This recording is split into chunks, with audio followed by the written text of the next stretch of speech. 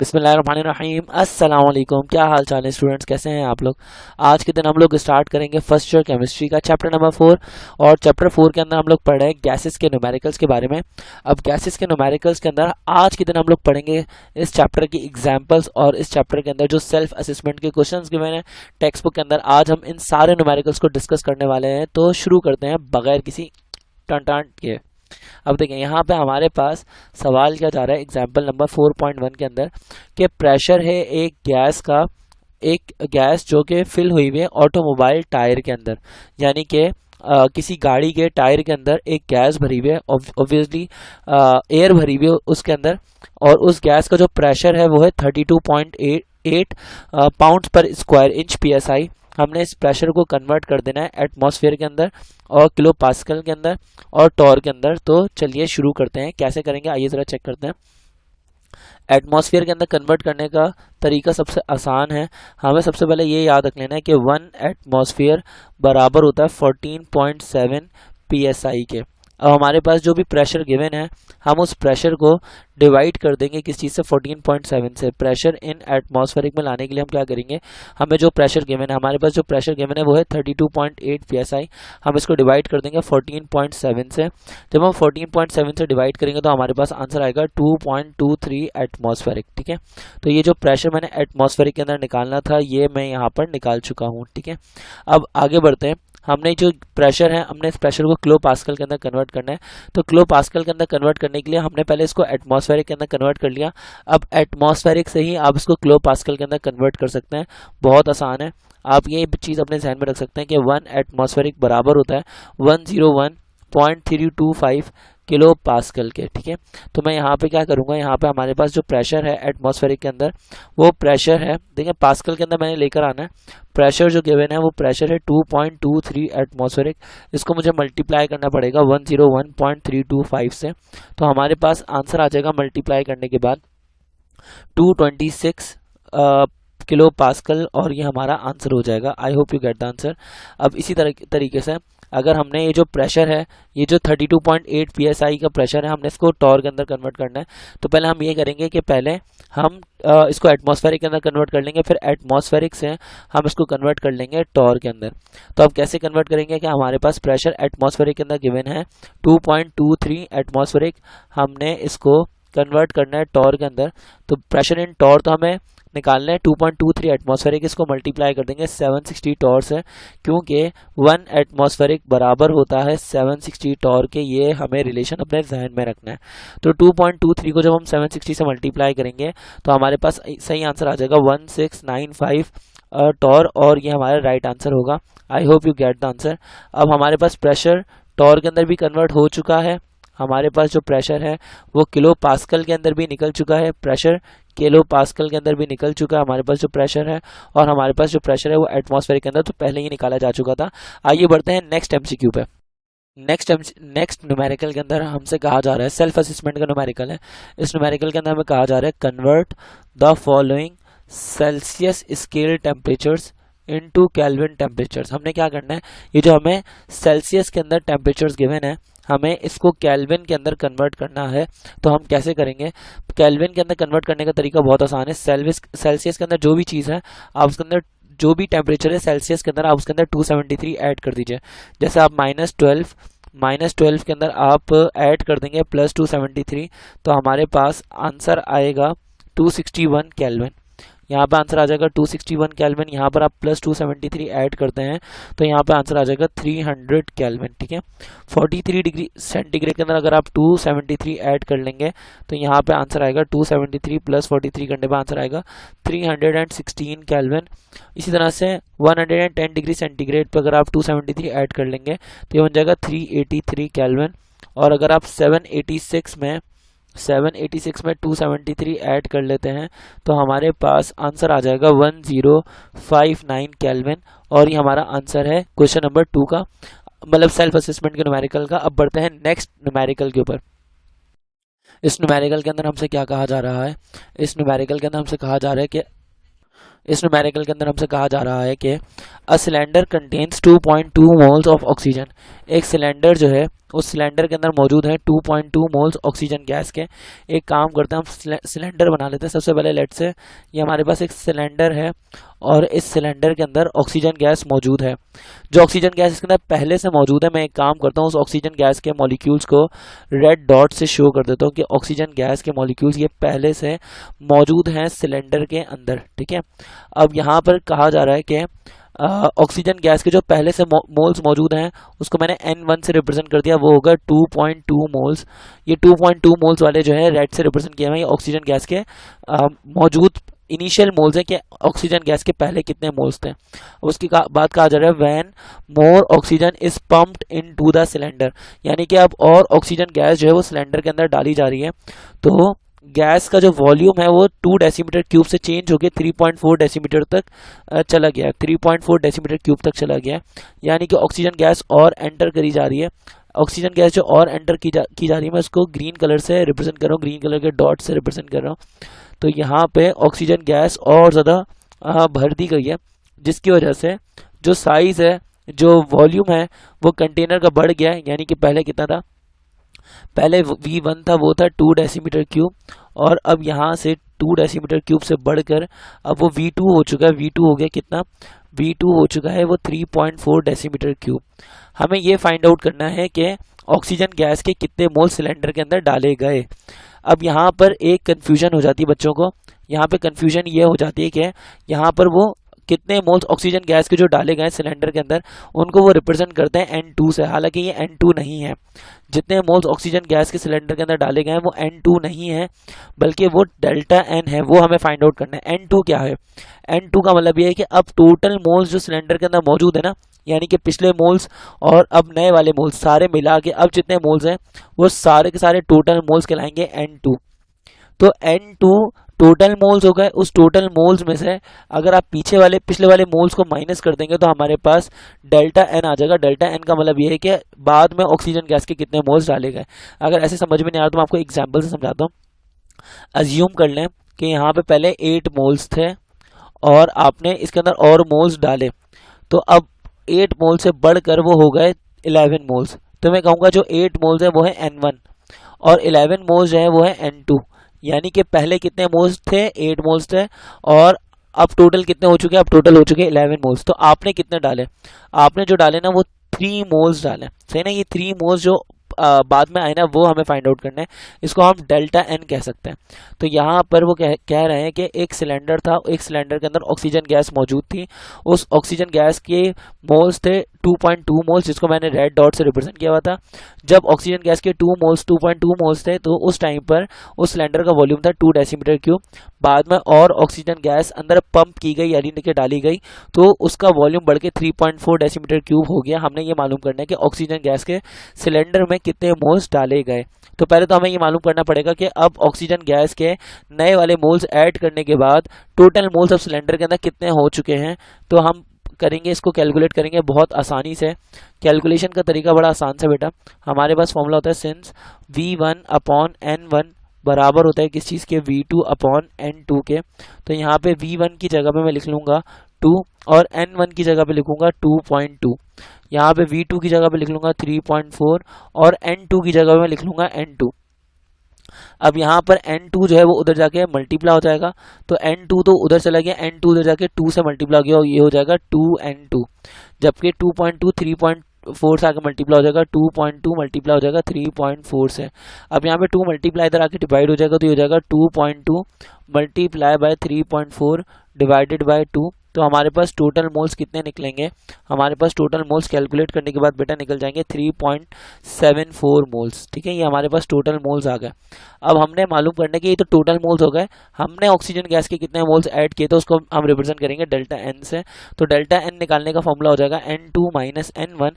Delta N equals to N2 की जगह पे पुट किए जाएंगे 3.74 मोल्स और इनिशियल मोल्स की जगह पे हम पुट कर देंगे, इनिशियल मोल्स कितने थे 2.2 मोल्स थे, तो इसमें से माइनस कर देंगे 2.2 मोल्स को, तो हमारे पास difference of number of moles आ जाएगा 1.54 मोल्स, यानी कि हमने इतने मोल सिलेंडर के अंदर मजीद ऐड किए थे। आई होप कि आपको ये वाला न्यूमेरिकल समझ में आया होगा।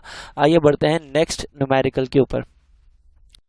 इस न्यूमेरिकल के अंदर हमसे क्या कहा जा रहा है, इस न्यूमेरिकल के अंदर सेल्फ असेसमेंट के न्यूमेरिकल के अंदर हमसे कहा जा रहा है कि at standard temperature and pressure, standard temperature और प्रेशर पर जो वॉल्यूम है गिवन, वो वॉल्यूम गिवन है हमें, एक गैस का वॉल्यूम है 26.4 डेसीमीटर क्यूब। एक गैस का वॉल्यूम हमें गिवन है 26.4 डेसीमीटर क्यूब। ये गैस जो है वो कंटेन करती है 1.26 मोल्स। तो मैं नंबर ऑफ मोल्स की जगह पे लिख लूँगा, नंबर ऑफ मोल्स है यहाँ पे 1.26 मोल्स। और अब ये कह रहे हैं कि 0.25 मोल्स और ऐड किए जा रहे हैं उस गैस के अंदर, यानी कि ये जो है डेल्टा एन से रिप्रेजेंट करेंगे हम यहाँ पे। 0.25 मोल्स और ऐड किए जा रहे हैं, तो N2 कितना हो जाएगा, N2 आएगा इन दोनों को ऐड करके 1.26 प्लस 0.25 करेंगे तो यहाँ से आ जाएगा 1.51 मोल्स। ये बात आपको समझ में नहीं आई तो मैं आपको समझा देता हूँ। यहाँ पर लेट से एक सिलेंडर है, एक सिलेंडर के अंदर एक गैस भरी हुई है, I don't know what gas, लेकिन एक गैस भरी हुई है। तो उस गैस के जो मॉलिक्यूल्स हैं वो पहले कितने थे, पहले मैं गैस के जो मॉलिक्यूल्स थे उसको मैं वाइट से रिप्रेजेंट कर रहा हूँ कि गैस के पहले जो मॉलिक्यूल्स थे वो मॉलिक्यूल्स थे बेटा 1.26 मोल्स। पहले गैस के मॉलिक्यूल्स थे 1.26 मोल्स, लेकिन अब उस सिलेंडर के अंदर और मॉलिक्यूल्स ऐड कर दिए गए जिनको मैं रेड से रिप्रेजेंट कर रहा हूँ, है सेम गैस के लेकिन मैं डिफरेंट कलर से इसलिए रिप्रेजेंट कर रहा हूँ ताकि आपको समझने में आसानी रहे। अब यहाँ पे और मॉलिक्यूल्स ऐड कर दिए गए, जो ऐड किए जाने वाले मॉलिक्यूल्स हैं वो है 0.25 मोल्स जिनको ऐड किया गया। अब मैं पूछ रहा हूँ कि अब टोटल वॉल्यूम कितना हो जाएगा। टोटल वॉल्यूम तो बेटा सिलेंडर के अंदर टोटल मोल्स कितने हो जाएंगे, टोटल मोल्स सिलेंडर के अंदर वो हो जाएंगे ना जो इन दोनों को ऐड करके आएंगे। तो 1.26 प्लस 1.25 करेंगे तो यहाँ पे आंसर आ जाएगा 1.51 मोल्स, यानी कि अब सिलेंडर के अंदर इतने मोल्स हो जाएंगे। तो ये हमारे पास N2 हो गया, सही है। हमारे पास N1 गिवन है और हमसे कहा जा रहा है कि V1 भी है 26.4 डेसीमीटर क्यूब। अब इसके बाद हमसे क्या कहा जा रहा है, इसके बाद हमसे कहा जा रहा है कि what will be the new volume of the gas, gas का न्यू वॉल्यूम क्या होगा, यानी कि हमें क्या चीज़ फाइंड आउट करनी है, हमें V2 फाइंड आउट करना है। तो बहुत आसान है फॉर्मूला क्या होता है, सिंस V1 अपॉन N1 बराबर होता है किस चीज़ के, V2 अपॉन N2 के। V1 की जगह पे हमने क्या लिख लिया, V1 की जगह पे हमने लिखा 26.4, N1 की जगह पे हमने लिखा 1.26 इक्वल्स टू V2 हमें फाइंड आउट करना है और N2 की जगह पे हमने रख लिया 1.51। 1.51 यहाँ पे डिवाइड हो रहा है, उधर जाके मल्टीप्लाई हो जाएगा।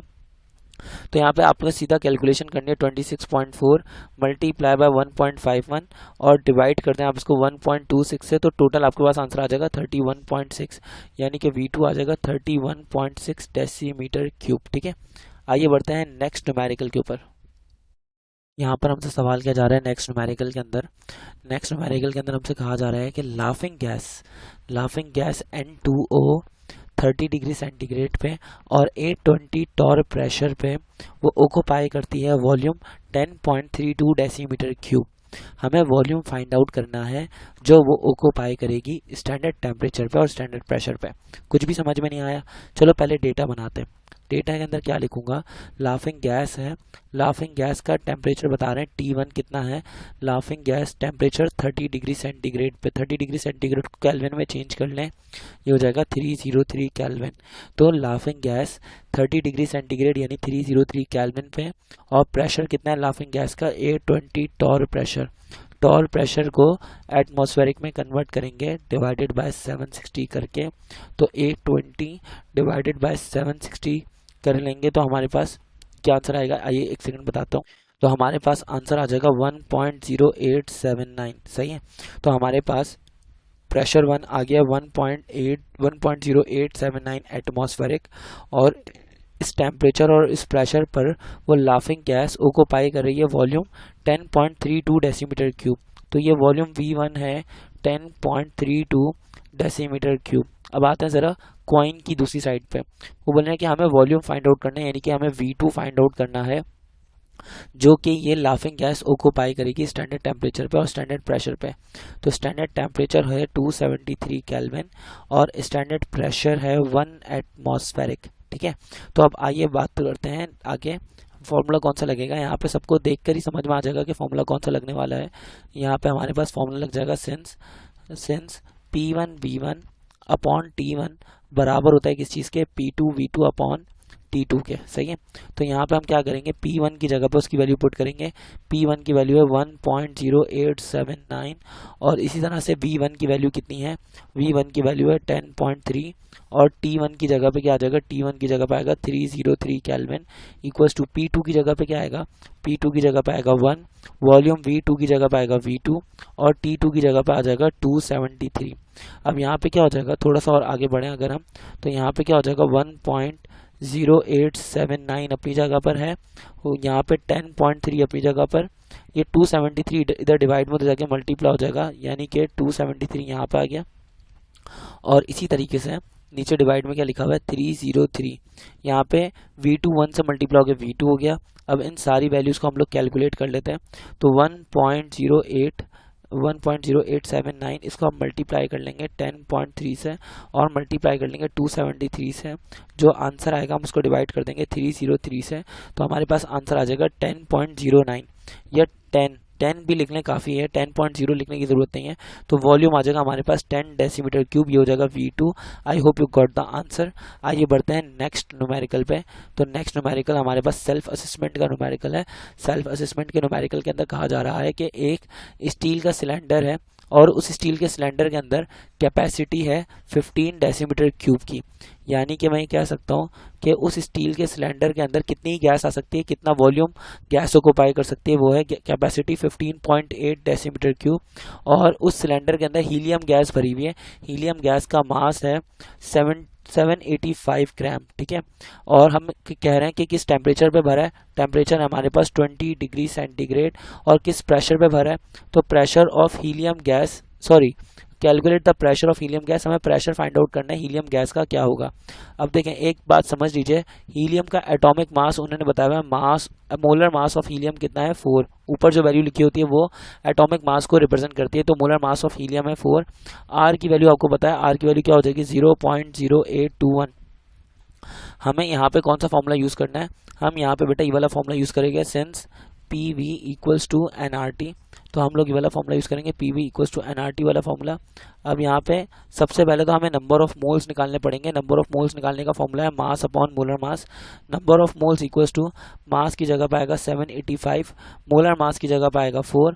Number of moles equals to 785 को हम डिवाइड कर देंगे किस चीज़ से, 785 को 4 से डिवाइड कर देंगे, तो हमारे पास नंबर ऑफ मोल्स आ जाएंगे 196.25, 196.25 हमारे पास नंबर ऑफ मोल्स आ जाएंगे, ठीक है। अब यहाँ पे हम क्या करेंगे, यहाँ पे प्रेशर की जगह पे प्रेशर रखेंगे, वॉल्यूम हमें कितना गिवन है 15.8 decimetre cube, number of moles की जगह पर 196.25, आर की जगह पर हम लोग लिखेंगे 0.0821 और टेम्परेचर की जगह पर हम लोग लिखेंगे 20 डिग्री सेंटीग्रेड को केल्विन में चेंज कर लें, ये हो जाएगा 273 ऐड करने का 293 केल्विन, तो हमने यहाँ पे 293 ऐड कर लिया। अब यहाँ पे प्रेशर अपनी जगह पर रहेगा, ये सारी वैल्यूज अपनी जगह पर रहेंगी 196, 0.0821 और 293 यहाँ पर अपनी जगह पर आएगा। यहाँ पे 15.8 इधर आकर डिवाइड हो जाएगा। अब यहाँ पर क्या हो जाएगा, इन सबको कैलकुलेट करने के बाद हमें चेक करना है क्या आंसर आएगा। आइए इधर चेक करते हैं, 196, ये सबसे पहले तो ये लिखा हुआ है 196.25, ये मैंने 19.6 कर दिया, ये 196.25, ठीक है।